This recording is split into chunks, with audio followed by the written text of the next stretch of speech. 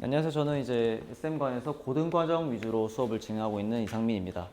저희가 이제 업스파이럴이라는 이름으로 설명회를 준비를 했는데, 제가 이 설명회를 준비하면서 전 한 번씩 이렇게 생각을 해보거든요. 솔직히 엄청 많은 학원들이 있잖아요. 그래서 학원들마다 설명회를 할 거고 되게 멋있는 커리큘럼을 소개를 할 건데, 뭔가 차별점을 주고 싶더라고요. 그래서 어떻게 수업을 설명회를 준비를 할까 생각했는데, 저는 데이터를 다 보여드리려고 합니다. 그래서 수업 시간에 어떻게 진행을 했고 어떤 결과를 낳았는지 데이터를 보여드리는 게 학부모님들의 조금 피로도를 줄여드릴 수 있겠다라는 생각이 들더라고요. 그래서 데이터에 입각해서 설명을 잘 드릴 테니까 말씀 잘 들어주셨으면 좋겠고, 결론부터 얘기하면 제 수업을 들은 학생 100%가 성적이 향상된 걸 확인을 했으니 그것까지 확인해 주시면 감사하겠습니다. 저희 업스파이럴이라고 하는 그 강좌는 그 한승호 부원장님께서 말씀을 잘 해주셨는데, 공통수학 1단계와 2단계, 3단계 총 3단계를 통해서 모의고사 1등급을 결국 목표로 하게 될 겁니다. 구체적으로 살펴보자면 공통수학 3단계에서 1단계에서는 모의고사 3등급을 목표로 합니다. 3등급이 되는 거는 기본적인 3점까지는 다 맞출 수 있어야 되고 쉬운 4점까지는 어느 정도 스스로 해결할 수 있는 능력이 돼야 됩니다. 그러면 그렇게 3등급이 달성이 될 거고, 2단계에서는 2등급, 3단계에서는 모의고사 1등급을 향해 나아가게 될 겁니다. 제가 추구하는 목표는 아까 말씀드렸는데, 저는 모든 학생들이 100% 성적이 향상되어야 된다라고 생각을 합니다. 그래서 이것을 수치적으로 어떻게 점검하는 게 중요하다고 생각을 하고, 그거를 수업에 되게 잘 녹였다고 생각이 들거든요. 그래서 그 데이터를 잘 살펴볼 건데, 우선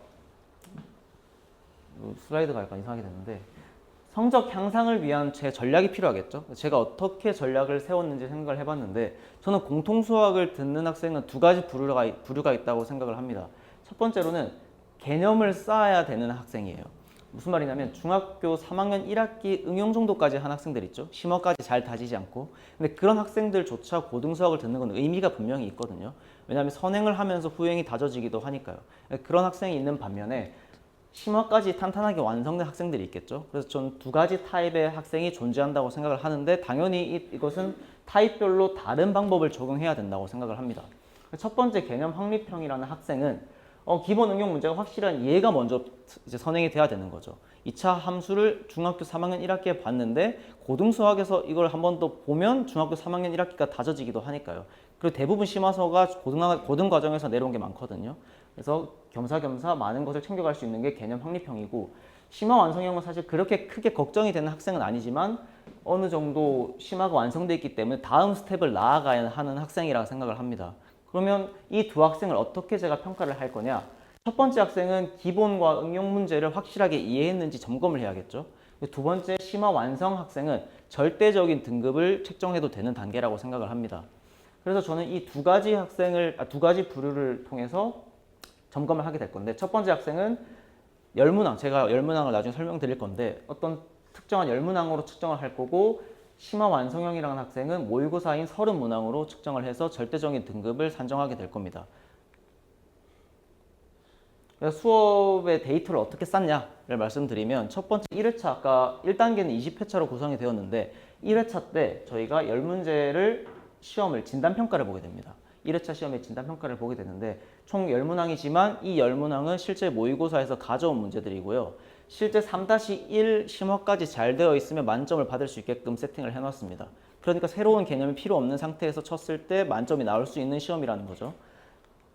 그래서 수업을 열심히 듣고 1일 테스트를 매번 지속하다 보고 마지막 회차 때 모의고사를 보게 됩니다. 그럼 이 모의고사는 30문제니까 30문항에 관한 시험을 보게 될 거고, 이거는 그냥 정말 모의고사고, 실제로는 모의고사는 100분인데 학생들이 킬러 문제들은 못 푸니까 100분까지는 필요 없다고 하긴 하더라고요. 그래서 100분까지는 주지 않고 있는데 최대 100분까지는 주고 있는 거고, 여기 30문제 이 10문항과 비교를 하게 됩니다.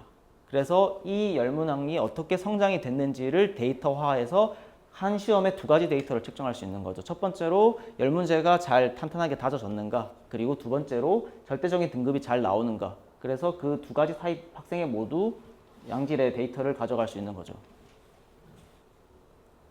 실제로 저도 이제 데이터를 이렇게 제대로 준비해 본 건 처음이라 가지고 이렇게까지 투명해도 될까라는 생각을 한번 했는데, 그래도 뭐 투명한 게 진정성 있는 거라 생각이 들어서 다 준비를 해봤습니다. 그래서 여름방학 특강 결과를 말씀드리자면요, 10문제에 해당하는 결과 있죠. 10문제에 해당하는 결과가 처음에는 이렇게 한 4점 쪽에 분포가 조금 있었고 거의 만점 쪽, 심화가 잘 다져진 학생과 심화가 부족한 학생이 딱 명확하게 티가 났죠. 그래서 솔직히 내심 뿌듯했습니다. 문제를 잘 냈구나. 그래서 두 가지 파트로 잘 쪼개진 걸 확인을 했고, 요거 20회차, 마지막 회차 때 딱 시험을 보니까 전체적으로 우측으로 잘 이동을 했죠, 그래프가. 그래서 평균도 유의미하게 상승한 것을 확인할 수 있습니다. 디테일한 수치까지 확인을 드리자면 전체 평균을 봤을 때 1회차 시험은 7점이 나왔거든요. 1회차 평균에서 7점이 나왔는데 마지막 회차에서는 9.2점으로 올랐고, 만점이 아닌 학생들 있죠. 1회차 때 만점이 안 나온 학생들은 평균이 4.6점이었습니다. 4.6점이었는데 마지막 회차에서 보니까 그 10문제 하나 평균을 내보니 8.6점으로 아주 성적이 많이 향상이 됐다라고 생각을 했고, 제가 생각한 방향으로 잘 흘러갔던 것 같아요. 지금부터는 좀 더 디테일하게 학생들의 사례를 한 5가지 정도 보여드릴 건데, 솔직히 뭐 말씀드리자면 쉽진 않았습니다. 그래서 힘들었고, 어쨌든 끝까지 잘 끈 결과가 이 5명의 학생이 뭔가 대표적으로 사례하는 것 같아서 준비를 해봤고, 이 학생은 초등학교 6학년입니다. 초등학교 6학년이고 1회차 시험 결과부터 보여드리자면 얘는 10문항 중 10문항을 다 맞췄어요. 초등학교 6학년인데 심화까지 잘 되어 있는 거죠. 그래서 얘는 심화 완성형이구나. 그래서 저는 분류를 했습니다. 근데 개념은 탄탄했는데 이 학생이 이제 1일 테스트를 보니까 약한 부분이 딱 명확하게 드러나더라고요. 그래서 그걸 어떻게 그래프로 만들어 봤는데, 여기 이 점선 그래프는 여기 1일 테스트 1회차부터 끝까지 점수고 반평균입니다. 반평균 이렇게 돼 있을 때 여기 A 학생의 점수는 여기 실선으로 제가 표시를 했죠. 평균보다 이게 뚝뚝뚝 떨어지는 구간들이 있죠. 그럼 이 부분들을 잘 보완한다면 이 학생은 그렇게 큰 어려움 없이 공통수학 1을 마무리할 수 있다라고 생각을 했습니다. 그래서 이 학생의 약한 부분을 잘 체크해서 재시험을 통해서 점수를 다 끌어올려줬고요. 그래서 여기 다 점수가 끌어올려졌고 학생이 어느 정도 다 이해한 것까지 확인을 했습니다. 디테일하게 1대1 관리도 저는 들어가야 된다라고 생각을 하는데요. 왜냐면 사실 학생마다 다 성취도가 다르지만 성향도 다 다르거든요. 이 학생은 엄마 말도 잘 듣는데 이 학생은 어머니 말도 안 들어서, 그래서 뭐 저한테 따로 부탁도 하세요. 제 말은 너무 안 들어서 선생님이 말해주시면 듣더라. 그래서 이런 말도 막 겐톡으로 주시는데, 어쨌거나 학생들마다 성향이 다 다르기 때문에 저는 이렇게 좀 디테일하게 들어가야 된다고 생각을 하거든요. 그래서 이 학생은 약한 부분이 명확했죠. 약한 부분이 어떤 건지 꼼꼼하게 짚었고 재시험 풀렸는데, 얘는 개념이 잘 쌓여있는 상태잖아요. 그래서 약한 부분을 짚는 것을 넘어서서 틀린 문제까지 확실하게 이해를 시키는 게 중요하다고 생각을 들었습니다. 이거 두 번째 거는 저도 되게 중요하다고 생각하는 건데, 학부모님들과의 소통입니다. 소통. 그래서 얘가 어떤 상태인지, 부족한 부분이 무엇인지, 좀 부족한 부분이 있으면 수업 후에 따로 남겨서 관리해도 괜찮은지, 이런 것까지 소통을 진행했던 기억이 있습니다. 그래서 이 학생은 모의고사 등급은 최종 3등급이고요. 약점을 정확하게 짚어서 좀 관리를 했고 흔들림 없이 결국 저희 목표가 3등급이었는데 그 목표를 잘 달성했다고 생각이 듭니다. 이 학생 두 번째 학생은요, 초등학교 5학년입니다. 초등학교 5학년이고 이 학생도 마찬가지로 10문항 중 10문항 잘 맞췄고 심화까지 탄탄하게 잘 다져진 학생이라고 볼 수 있습니다. 이 학생의 눈에 띄는 점은 평균보다 아득히 점수를 다 뛰어넘죠. 탄탄하게 잘 다져져 있지만 이 학생도 사실은 여기 부족한 부분들이 보입니다. 그래서 이 분항별로 특별하게 관리를 했던 기억이 있고요. 여기 동그라미 표시한 부분이 근과 계수와의 관계, 3차, 4차 방정식, 연립 방정식, 이런 식은 다 초견인 학생들도 되게 어려워하는 거기 때문에 심화가 다져진 학생조차 이렇게 고꾸라지는 모습을 확인할 수 있었습니다. 그래서 어쨌든 상위권이 가장 중요한 게 뭔가라는 것을 저는 되새겨 봤을 때 문항별 점검하고 약점 체크가 결국 선행이 돼야 된다고 생각이 들더라고요. 그래서 그 학생은 어떻게 뭔가 자료화할 수 있을까를 생각을 해보니까 여기 보면 이 학생은 최종 어쨌든 2등급을 받았습니다. 이 학생은. 그래서 초등학교 5학년인데 모의고사 2등급이면 되게 잘했죠. 모의고사 2등급을 받았는데 기초능력평가 10문항 아까 말씀드린 거 있죠. 그것도 10점 만점에 10점, 10점을 다 맞았습니다. 그리고 이런 등급별 커트라인을 잘 적용을 해서 2등급을 확인했고요. 모의고사 문항 30문항을 싹 정리를 했어요. 그래서 문항별 유형 및 유형을 구했고 배점 그리고 난이도까지 했고, 여기 정오표를 보면 이 학생이 틀렸는지 맞았는지를 다 점검할 수 있겠죠. 그래서 기본적인 실수는 많이 하지 않았고 난이도 상, 최상 이렇게 4점 문제 위주로 틀려가지고 안정적인 2등급을 달성한 걸 확인할 수 있었습니다. 그리고 이건 아까 그래프로 보여드렸던 건데 일일 테스트 점수와 반평균 이런 것도 다 기록을 해놨고 일일 테스트 그거를 그래프화 해놓은 게 마지막 이렇게 사진입니다. 그래서 어쨌거나 제일 상위권한테 중요한 것은 결국은 누수되는 부분을 잘 챙기는 거라고 생각을 합니다. 이게 당연히 단원별로 난이도가 어렵고 다 다르기 때문에 그 난이도별로 이 학생이 잘 따라오는지를 체크하는 게 중요하다고 생각이 들고요. 다음 사례부터는 세 번째 학생인데 여기서부터는 약간 온도가 달라질 거예요. 왜냐하면 아까 학생을 두 가지 분류로 제가 분류를 했었죠. 심화가 탄탄한 학생은 이제 예시를 끝났고 여기 학생부터는 그래도 처음 테스트부터 점수가 좋지 않았던 학생들이에요. 이 학생은 10문제 중에서 3문제만 맞췄습니다. 그래서 중학교 2학년인데 제 기억에 이 학생이 이제 중학교 2학년이 뭔가 선행을 많이 빼야 될 것 같고 시간에 압박이 들어오는 시기잖아요. 그래서 상담도 진행했을 때 이 학생은 그래도 조금 선행을 하면서 후행을 다지고 싶다라는 그런 니즈가 있던 걸로 기억합니다. 그래서 10문제 아니나 다를까 10문제 중에서 3문제밖에 정답을 맞추지 못했고요. 그럼 이 학생의 변화를 살펴볼 건데 평균은 아까 동일한 평균이고 이 학생의 점수를 보면 약간 좋진 않죠. 그래서 이 평균보다 계속 낮게 깔리는 걸 이제 볼 수 있는데 사실 이게 중요한 건 아니죠. 왜냐하면 이거를 바꾸는 게 중요한 거니까. 그래서 이 점수를 저는 지독하게 제 시험을 계속 봤습니다.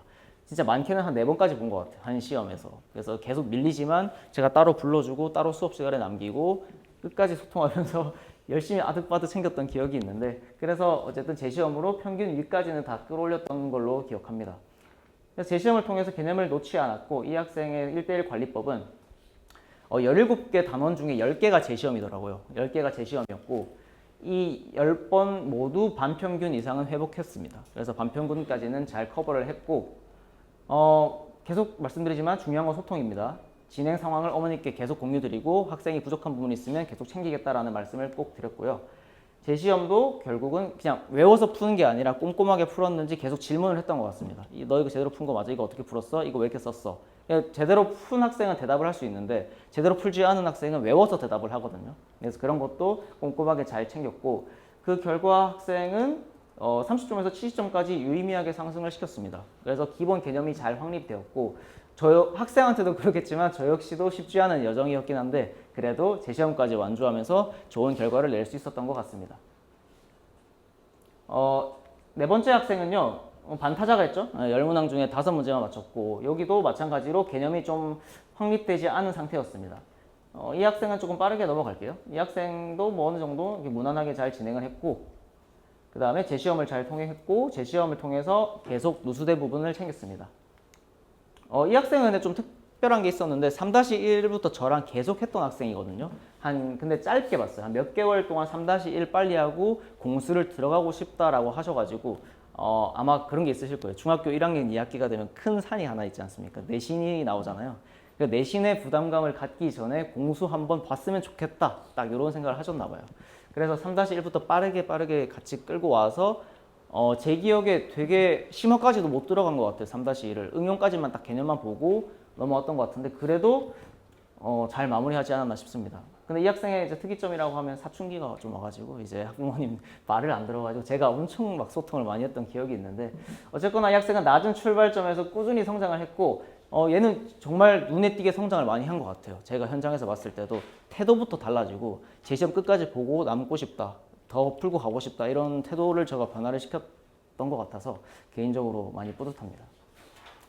그래서 이 학생은요 처음엔 50점이었는데 마지막 학자는 만점으로 됐습니다. 그래서 실제로 개념도 많이 쌓인 걸 확인했고 문제 푸는 속도도 되게 빨라졌거든요. 그래서 반타작이었던 점수가 만점으로 돼서 모의고사에서도 실제로 최종 3등급을 받아가지고 학부모님도 만족하고 저도 만족하고 학생도 만족하는 그런 결과를 냈습니다.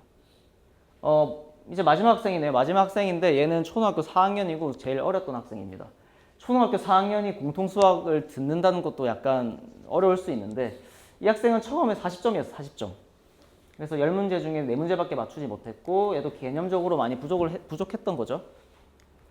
이 학생도 엄청 힘들었습니다. 왜냐하면 재시험을 봐야 하는 단원들이 되게 많았고 결국은 이렇게 재시험을 통해서 다 끌어올려줬고 최종적으로는 좋은 결과를 냈는데 이 학생은 일단은 뭐 초견이라서 저는 학생들한테 첫 1회차 때 정신교육을 조금 해주거든요. 다른 얘기긴 한데 마음가짐을 조금 바꿔야 된다. 그런 식으로 어쨌든 저는 되게 모든 매사의 마인드가 되게 중요하다라고 생각하는 사람인데 저희 이 학생의 목표가 뭘까를 생각해 보면 공통 수학을 처음 하는 거고 얘는 초견이고 굳이 이거를 굳이 심화까지 넘어가는 게 아니라 한번 들어봤으면 좋겠다라는 게 메인 포인트였기 때문에 이런 학생은 솔직히 모든 제시험을 만점 받는 건 의미가 없거든요. 그냥 확실한 개념을 쌓는 게 중요하지. 그래서 얘는 초견이라 가볍게 잘 따라가는 걸 목표로 했던 것 같습니다. 그래서 공통 수학을 경험해 보는 것을 저는 중요하다고 생각했고 이 학생의 목적성은 공통 수학 원 완주를 한번 해보는 경험이다라는 것을 저는 잃지 않았던 것 같습니다.